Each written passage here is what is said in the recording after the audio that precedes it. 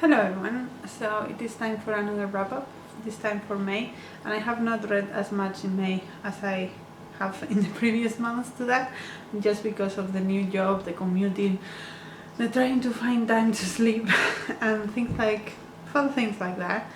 But I have ended up reading about 2000 pages and 6 books, which I think it's reasonable. It's about half of what I was reading the last few months, but still a decent amount. So we're going to go through the books, and I'm going to tell you what I thought about them. So the first book that I finished was The Tartar Steps by Dino Buzzati. A friend of mine gave me this for my birthday last year, and it's kind of a classic. I think it's from the 40s.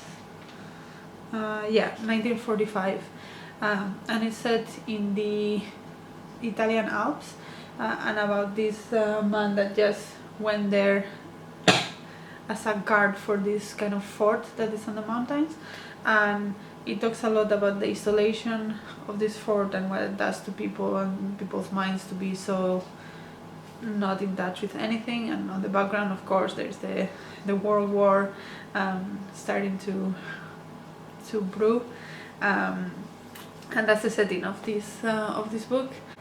I think the setting was very well done, and I think the isolation and all of that was very, very well done. There was also some humor in it that I liked. However, this is a very manly book, and my friend is a man and he tends to like manly books, so I'm not surprised that he recommended this, and I can see how this is up his alley, but it's not totally up my alley. So yeah. The next book that I finished is Diary of a Boy by Emi Yagi. This is an interesting book. So it's about this woman that is fed up of doing all the secretary office jobs that are not actually her job around the office. Like, she's the one that makes the coffee and things like that. So she pretends that she's pregnant, so that they stop bothering her about it. And she pretends that she's pregnant to the point when she asks for maternity leave, and she goes to pregnancy classes and all of these other things that at some point you are not sure, and she is not sure if she's actually pregnant or she's faking it, because it's so the everyday of her life to have like this badge that says I'm pregnant, please leave me a seat in the bus, all of these different things that pregnant people do. So at some point it almost feels like she's actually pregnant, and it is kind of subtle on the ways that it shows how people are perceived depending on their gender, depending on if they're pregnant or not, the things that people would feel comfortable doing in each case. Like at first they didn't mind asking her to make the coffee always, and then they are afraid of telling her to do anything when she's pregnant because, you know, it's very heavy and stuff. But at the same time, people are so nosy about her life when she's pregnant. You know, those kind of things, all the misogynistic things that people do to women when they're pregnant or when they're not. And I enjoyed it. It was quirky. It was not as deep as I wanted, but it was quirky and I liked it. And I'm glad I read it. The next book that I finished is On the Isle of Antioch by Amin Malouf. And this is about this man that his father had this island that he bought, and it's very, very remote. He always dreamed of going to live there. So at some point he goes there and lives there, and he thinks he's gonna be alone, but there's this old woman that is his neighbor, and they strike a weird relationship. There is also like things happening in the world that makes everything feel very unstable, and so there is other people that are trying to find refuge. And I really did not connect with the way this was written. I thought it was so difficult to read the way that it was written, and I could not connect to anything because of the way it was written. So even though the premise had some potential, it definitely not for me. The next book that I finished was Night Walking Waking by Sarah Moss, and this is basically about this family. It's a father, a mother, and then 2 children. The older one is probably around 9, and the younger one is probably like 1 or 2 years old, and they have moved to this small island in Scotland because the father likes to well, he's an ornithologist and he likes to study birds. In particular, he's looking at the population of puffins on the north of Scotland. And so they have moved to this house that belonged to his family, and he's kind of, it feels like he's one of these very legacy kind of people. And the mother, she's a historian in the university. Well, she had a fellowship and it's finishing, and she's trying to figure something out and writing a book, but she does not have time because when the father goes look for puffins, he basically is out of the house a whole day, every day, and so she has to take care of the 2 children. And it's pure female rage in the sense that she's fed up with everything. She doesn't know why she's in this very remote island where she cannot even go to the supermarket. She doesn't have any life of her own. She's trying to write this book, but she has no time because she has to take care of these 2 children 24/7. The younger one is still waking up every night, and she's still waking up every night, so she doesn't even have sleep for like years now. And she's very, very fed up. And the husband is the most infuriating, unaware asshole that there is, in my opinion. And yeah, so it's basically about the dynamics of that relationships and how frustrating it is to be in those situations and how common it is. And then on top of that, to move like the plot along, they find a small body in their garden, and so the police is trying to investigate what's happening with that. But that's not really the point of this book. That's just like, I would say it's in the background. It's the main plot line of the book, which makes it a little bit more maybe fun or fast paced. But for me, what this is pure female rage, and I loved it for it.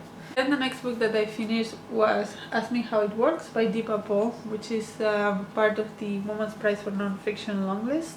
And this is about a woman in a polyamorous relationship, and basically the dynamics of it. The chapters are organized in like questions that people ask her sometimes, like what's like, how did it start, was your marriage open from the beginning, whose idea was it, and she kind of explains her life and her memoir based on the things that people have asked her about how it works. I have very conflicting feelings about this. It's very well written, and I think she has some very clear explanations about how some of the dynamics work, at least in her case. However, she came across as an incredibly selfish person. This polyamorous relationship started as a monogamous relationship. They were having a little child, and then she was dissatisfied in her life, so she cheated. And then she justified that as she needed more in the relationship, so they opened the relationship because she wanted, he was against it. But she said, okay, then otherwise I'm leaving, and then they opened the relationship. And she keeps pushing him to do things that he doesn't look like he's comfortable doing, and she justifies it as she's opening his mind, and he's pushing his boundaries to make her go out of his comfort zone so that he can find a happier life.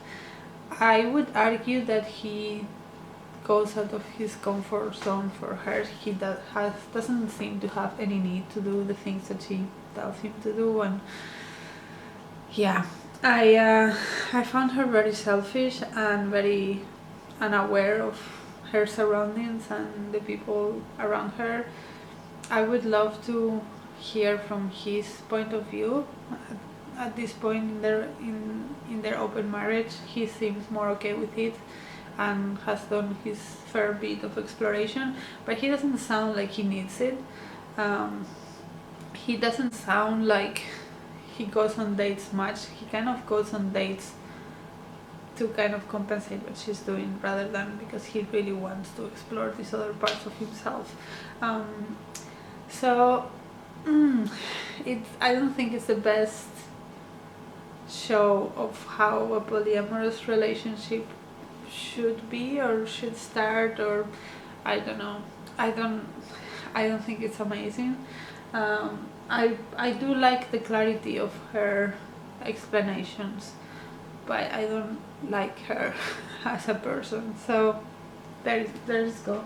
And then the last book that I finished this month is Blood Over Bright Haven by Emil Huang.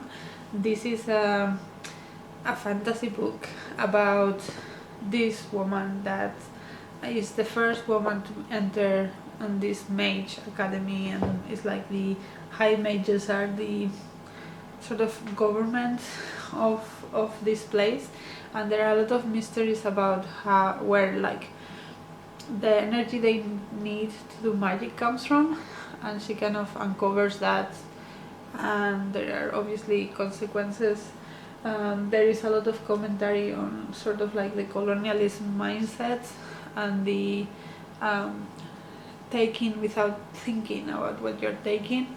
I think it's a commentary on like the consumerism that we have, the fact that we buy things without thinking where it comes from and how much the people that made those things suffer, or we use energy in a crazy amount without thinking what that energy that we're consuming comes from and what that does to other people. Like by turning the TV every night, we don't think, oh, that's contributing to killing thousands of people somewhere else because they're working on the oil banks, or because their climate change is going to cause a disaster in their environment, things like that. We don't think about that, but it's things that are actually happening, and this fantasy world kind of takes that idea and makes it a bit more obvious and real. And I think that's the commentary of this book, and I really enjoyed it for that. I also like the magic system. They have these spirographs or something like that. It's called spellographs, and basically it sounds like it's coding. It sounds like it's computer science what they do, which is pretty cool. So I like that too, and I like some of the characters. The main character is infuriating. Like the main character is so full of herself all of the time, and even though a lot of people tell her that she's wrong a lot of the time, she still goes through and realizes, oh, actually these people were right. She's infuriating, but other than that, I think it's a very well done world. It's a very engaging story, and I enjoyed it quite a lot. So that's it. That's all the books that I read this month. I hope that next month I get into a bit of a routine a little bit more, and maybe I can read a few more books, but we will see. If you have not seen my TBR for June, you should go check that. And until next video, bye!